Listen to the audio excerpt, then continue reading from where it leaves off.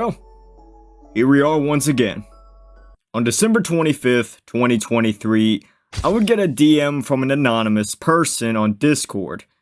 That night, I had released a video that alluded to the fact that I was having second thoughts about the future of this channel and potentially quitting these commentary style videos like this altogether. Because at that point in time, I had been slaving away for the past 2 months on the Rose video, and I was quite physically and mentally drained at that point. This anonymous person wanted to know more about my thoughts at the moment, and not in a very good mental state at that time. I started venting my frustrations. After about 20 minutes or so, this person would reveal themselves to be the one and only Logixel Shift, aka the DDMC's most shameless predator. Logixel would offer me a case that, despite my desire to want to quit commentary altogether, I couldn't pass up. That being on 1949, or as you may know him as, Abyssal Knight. So I would embark to find out anything and everything I could about the 16-year-old musician. But the further and further I went, the crazier and crazier this rabbit hole got. What started off as a case of a guy who betrayed basically everyone who he had come into contact with eventually turned into one of the most disturbing and horrifying cases that I've ever covered. And this is coming from a guy who discusses for a living, so that ain't no small feat. So Detective Savage returns for likely the final time to discuss the tale of one of the most messed up dramas that I've ever had the displeasure of not only knowing, but being a part of. Drama consisting of a convoluted web of lies, constant manipulation, and even things that I just simply can't talk about on YouTube. This case has so many parallels to like Greek tragedies of the past that I'm deciding to split it all up into a 3-act story. Each act is going to have its own separate video that's going to be released, well, today and over the next 2 days. Although if you're watching this in the future, you don't even have to worry about this and you can watch them all right now. Today, we dive headfirst down one of the most disturbing and horrifying rabbit holes that the DDMC has the honor of offering. Today, we take a look into the first act of the 949 story, The Disheartened Arrival of Disabled Gaming.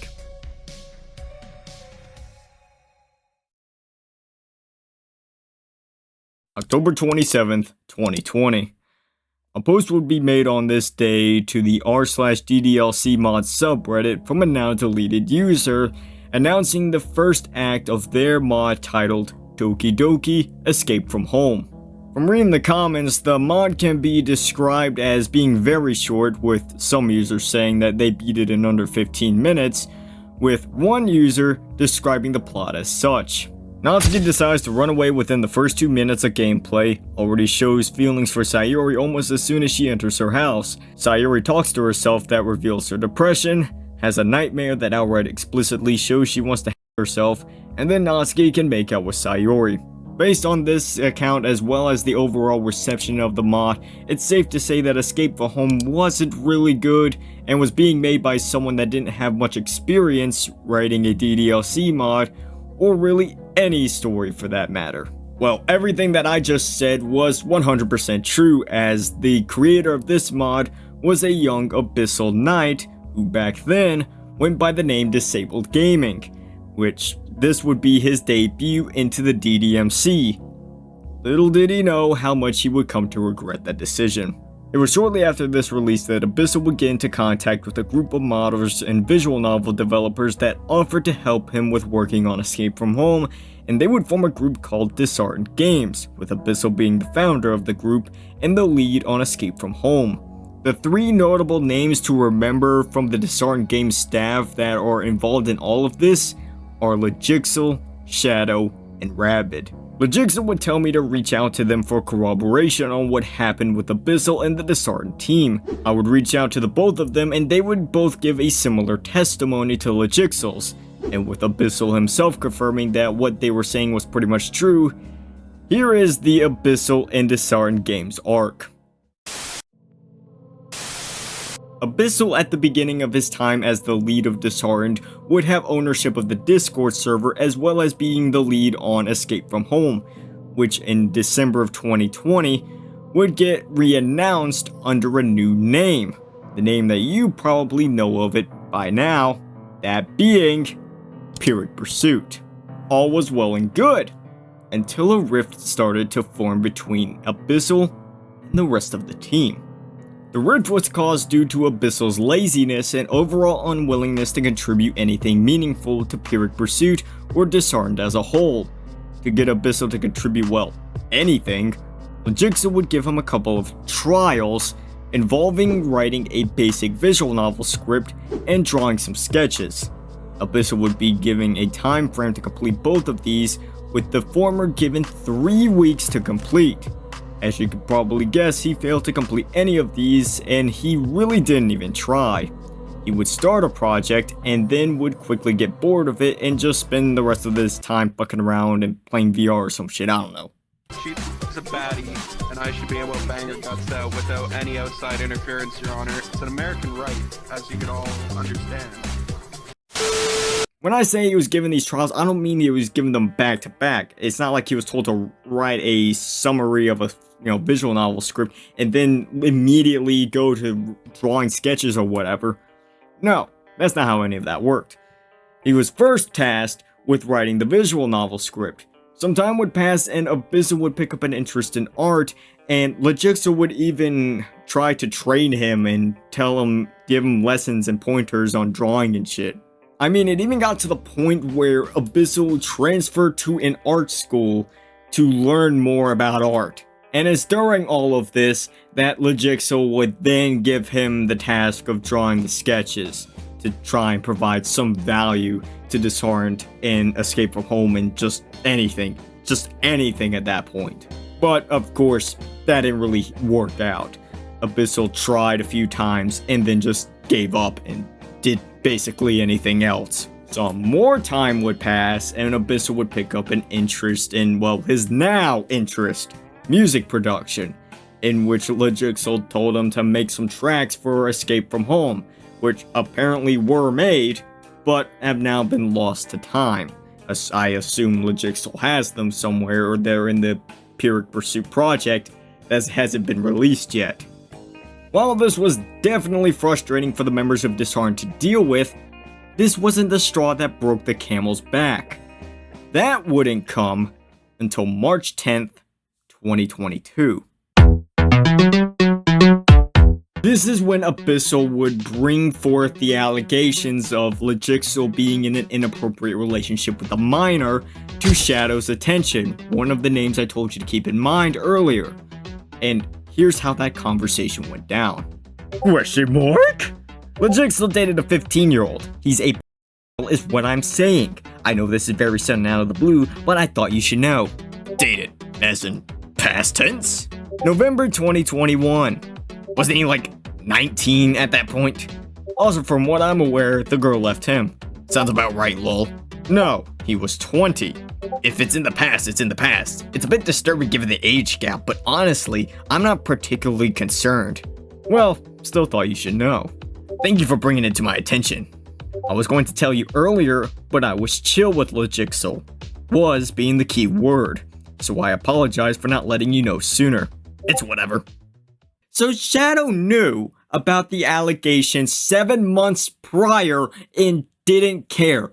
Chose to do nothing about it. We'll come back to that later. Shadow would proceed to give Abyssal 3 options on how to proceed with going forward. 1. You rejoin now and we forget any of this happened. 2. You rejoin, but you will only be used for DDLC mods since Logixel isn't directly involved in those very much. This option would make the most sense if you want to stay, but didn't want to talk to Logixel. 3. You go through with this decision and leave. You will need to message the r/DDLC mods to inform them that you are fully transferring ownership of Pyrrhic Pursuit to me. You wouldn't be on the project, so it wouldn't make sense for you to still have ownership. If you choose this, rest assured, you will still be appropriately credited for the work you did. Abyssal would take option 2, and just decide to avoid Logixel like the plague. But this wouldn't last long either, as a day later, Abyssal would come back saying that, never mind, he wasn't coming back. I changed my mind. I'm not gonna rejoin. I'll stay out of your way as long as you stay out of mine. After thinking it over again, there was a lot I did lose when I started to make mods, mostly being friends and being stressed out. My mental state has been shit.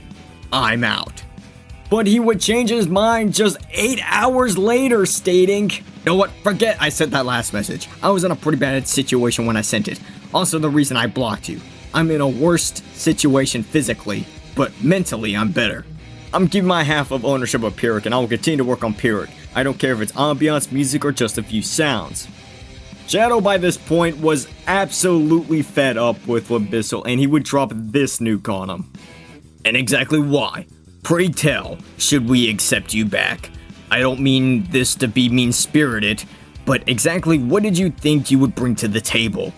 In your absence, we already found other people willing to work, and they have been doing work 10 times faster and better than you ever did. So far, all I've seen is a teenager who had a half-decent idea but executed it so miserably that he felt the need to outright delete the project, and it took multiple people from the outside to craft it into something that was worth a damn. Every time we confront you on your general idleness and lack of caring, you say you'll do better and then don't. You nearly tore the team apart a year ago to the point where we were at serious risk of losing several of our most valuable assets to the team, namely Rabbit. Logixa would have left with him too. The partnership we had nearly broken prematurely because of you. When we finally did get everything together and had a working alpha of some kind, you were supposed to have proved your usefulness to the team. Logixa gave you an assignment to do that, creating an original VN script or concept.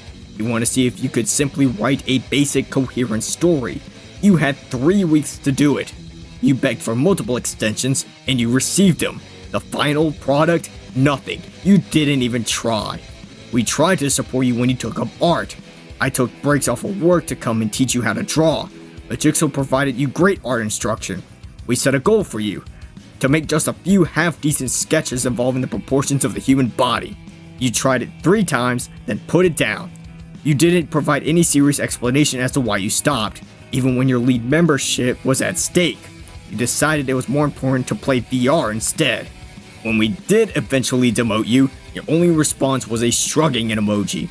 It was incredibly rude and showed that you hadn't matured mentally at all. At every instance of your transgressions, we had pleaded with you to actually grow a spine and do something. However, our repeated pleas have been answered only by repeated disappointments. A member whose every character is marked by every act which would define a couch potato is unfit to be a part of this team. So far, you have shown to have no leadership, no ideas, and no work ethic. You decided to leave on your own accord, and you didn't even have the consistency to keep it that way. I appropriately updated and informed the mods, and they are to have you taken off the mod list. It's not like the account that was on the marquee even exists anymore anyways, so by this point it's moot. I see no place for you on this team any longer. You said it yourself that you were too stressed and lost out on friendship. Go ahead and enjoy your teenage years while you still can. Let the people who have time, dedication, and a vision actually do something. Good luck on your future endeavors, at whatever they may be, because it certainly won't be here. Man, I'm dead. Shadow would go back to the announcement post for Pyrrhic Pursuit and add this in the comment below. Edit, March 2022. The founder of the team, formerly known as DisabledGaming 69, has decided to leave the project.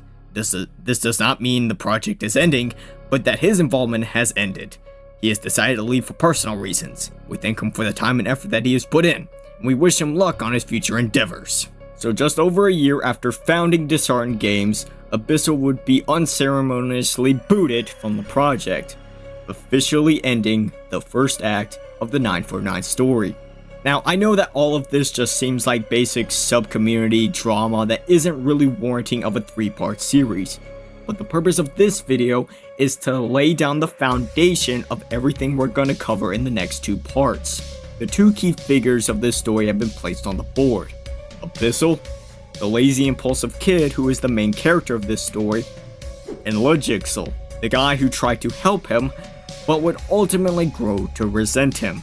In part 2, we're going to go over Abyssal's time after his departure from Disheartened, a time period marked by constant drama, controversy, and DDLC Cold War style gay ops. So if any of that sounds interesting to you, make sure to hit that sub button, turn on that bell as well, so that way you won't miss when part 2 drops. And as always, until next time.